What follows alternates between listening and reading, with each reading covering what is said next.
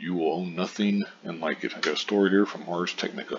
PlayStation is erasing 1,318 seasons of Discovery shows from customer libraries. The change comes as Warner Brothers tries to add subscribers to Max Discovery Plus apps.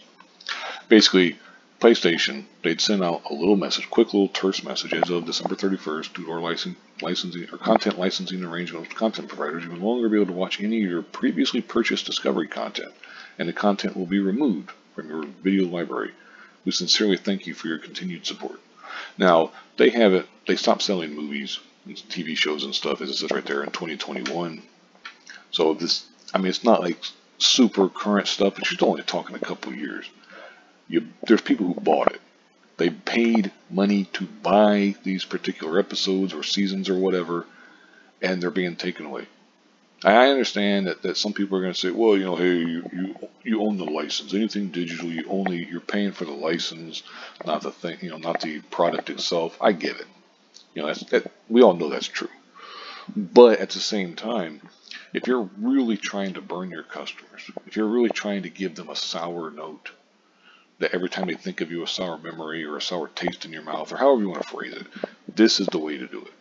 Now you can sit here and they list some of the shows and they talk about, Wives with Knives, Idiot Abroad, Evil Twins, Body Bizarre, Deadly Affairs, Demands, Dentist, Devotion Sins, or of course Women. But there's also American Chopper, Cake Boss, Mythbusters, Shark Week, and Say Yes to the Dress. I know of those shows, don't really watch them. I've watched a few episodes of Mythbusters and Shark Week, but anyway, point is, it doesn't matter if these shows are complete garbage. You're taking away that people bought them. At least let them download it to their system, and then say, okay, this is it. You've got it downloaded to your system. You can watch it there. Otherwise, you can never re-download it. You can never, you can't stream it. You can't do this. You can have it downloaded to your PlayStation. This just taking it away, and then the nice little middle finger. We thank you for your support, for your continued support. It's like, nah, dude. I don't really mess around, have anything to do with Sony and stuff anyway, in terms of their games, their systems, whatever. But even if I was like a hardcore fan, this would just turn me completely off of them. Not that I'm going to sit here and say, well, hey, Microsoft, Nintendo, they're the good guys, they're this, they're that, or whatever. I'm not talking about that at all. I'm just talking in terms of just Sony. It's like, I'd be like, man, fuck you. I don't want anything to do with you. I'm never giving you any money ever again.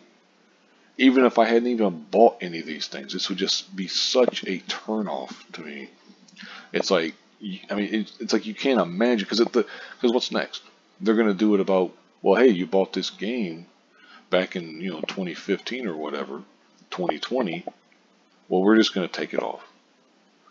And like they do that a lot on like PC where a game gets delisted or whatever. But the people who still have the game on their system, their computer or whatever, they don't have it deleted. They don't have it erased. Like seriously, what the hell?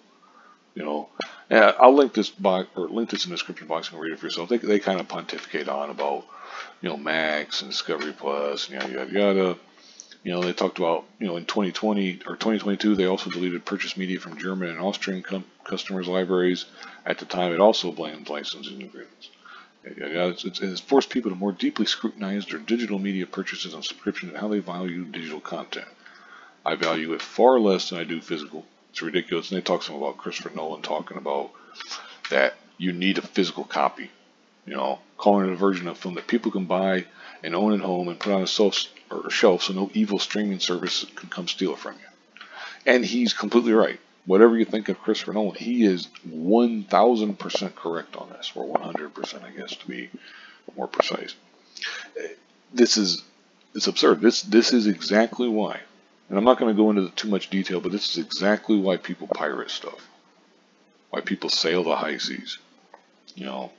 And not that I'm not going to say one way or the other whether people should.